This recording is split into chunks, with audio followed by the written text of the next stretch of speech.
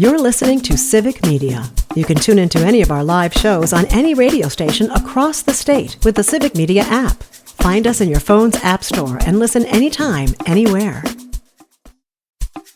This is your WLAK Daily News Roundup for Lake Air, 107.5 FM and 1260 AM in Amory.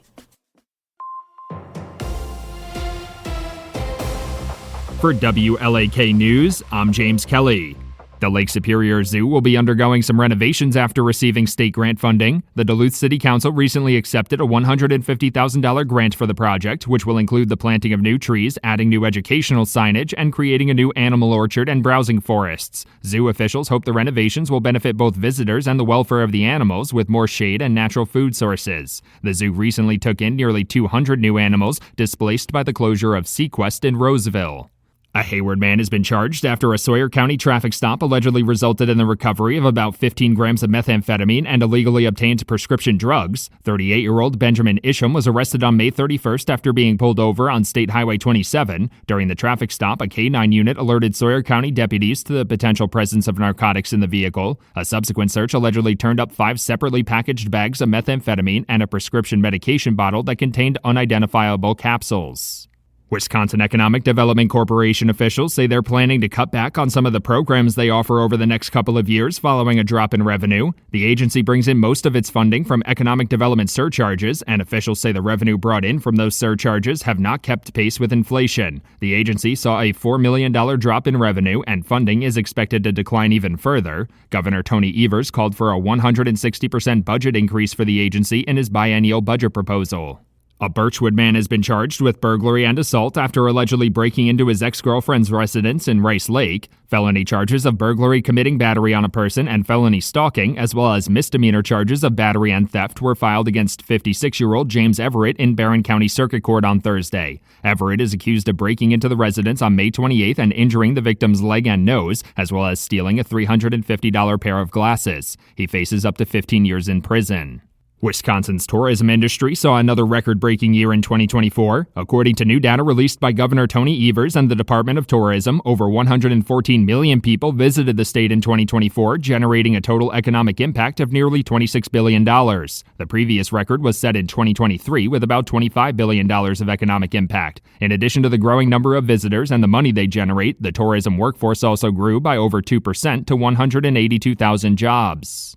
The Wisconsin Department of Transportation has announced that over 82,000 residents have added emergency contact information to their Department of Motor Vehicles records through a new program. The program was created under the To Inform Families First law signed by Governor Evers in 2023. The goal is to help law enforcement authorities connect with emergency contacts faster in the event of a serious crash. The emergency contact information can be added on the DMV's website and is only accessible to law enforcement authorities. One person was seriously injured in a 2-vehicle crash in Barron County on Sunday. Law enforcement authorities say the crash occurred on County Highway P near Almena just before 6 p.m. They say a pickup truck being driven northbound by 26-year-old Oscar Ledesma crossed over the center line and sideswiped a pickup truck going southbound. Ledesma's vehicle then rolled off the road and landed upside down before a fire started. Ledesma was pulled from the vehicle and taken to the hospital with life-threatening injuries. Authorities believe alcohol may have been a factor. Ashland residents will have an opportunity to dispose of hazardous materials in their homes this weekend. The 30th annual Clean Sweeps Collection Program will be held at Ashland High School on Saturday from 8 a.m. to noon, giving residents a chance to dispose of items that can't be tossed in the usual trash. Most household items will be free to dispose of, but there will be fees for some items like light bulbs, batteries, and small generators. Residents who bring unneeded prescription medications to the event will also receive a free donut from the police department. The Wisconsin Housing and Economic Development Authority is accepting applications for grant funding aimed at improving housing and shelter services in the state. The agency opened the grant application process on Thursday for nonprofits and cooperatives that provide emergency shelter services, transitional residence, and extremely low-income housing. Chosen organizations will receive a share of $2 million in grant funding with a maximum award of $50,000. The application can be found online and must be submitted by July 31st. Governor Tony Evers and the Wisconsin Department of Workforce Development have announced over $10 million in grant funding for regional workforce development organizations across the state. It's the second round of grant funding awarded through the Worker Advancement Initiative, which seeks to assist workers who lost their jobs during the COVID-19 pandemic by offering subsidized employment and skills training opportunities. The Northwest Wisconsin Workforce Investment Board will receive nearly $700,000 of that grant funding. For WLAK News, I'm James Kelly.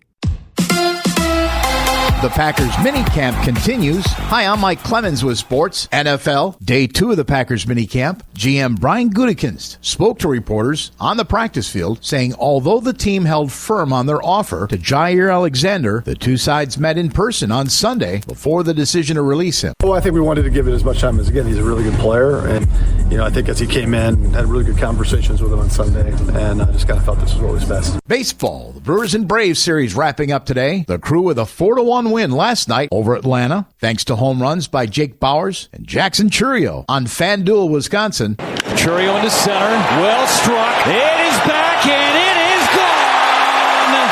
Manager Pat Murphy. A lot of good performances. Great to see Chourio. William Contreras was great on both ends. Bowers hit the big homer. In golf, Peyton Albers of Waunakee, the winner of the Division I Boys State High School Golf Tournament. With sports, I'm Mike Clemens.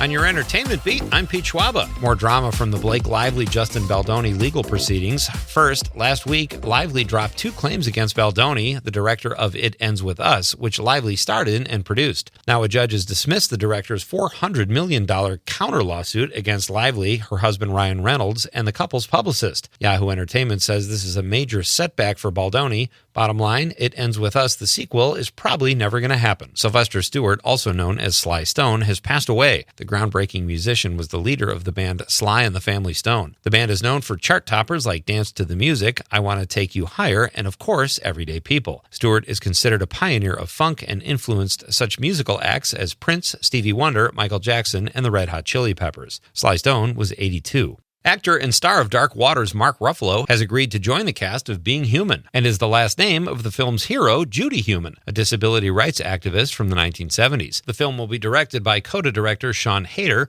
Ruffalo's part is undisclosed, but is said to be a key role, according to The Hollywood Reporter. Ruffalo is a 4-time Oscar nominee and native Wisconsinite. Can you imagine living in a house that was featured in a famous TV show? Joanne Quintana doesn't have to imagine it because it's real. She lives in the house that was used in Breaking Bad as Walter White's family home. Apparently, she is getting a little tired of people standing outside and staring, so much so that she recently turned a hose on them, and she'll do it again. A video was shared on Instagram by an influencer named Santi, who captured her hosing down gawkers, according to the New York Post. Quintana says she gets so tired of the onlookers, she's listed the home and is asking for $4 million, probably because her water bills are so high. God has apparently taken a break from helping athletes win games and is focused on Hollywood. According to the Crazy Town Tribune, comedian-actress Roseanne Barr is claiming God is the one who told her to send a racist tweet in 2018 that ended up getting her fired from The Conners, which was a reboot of her previous show, Roseanne. Barr says God, by telling her to tweet, helped her wake up, enabling her to be fired from The Conners because she was having nightmares about the show.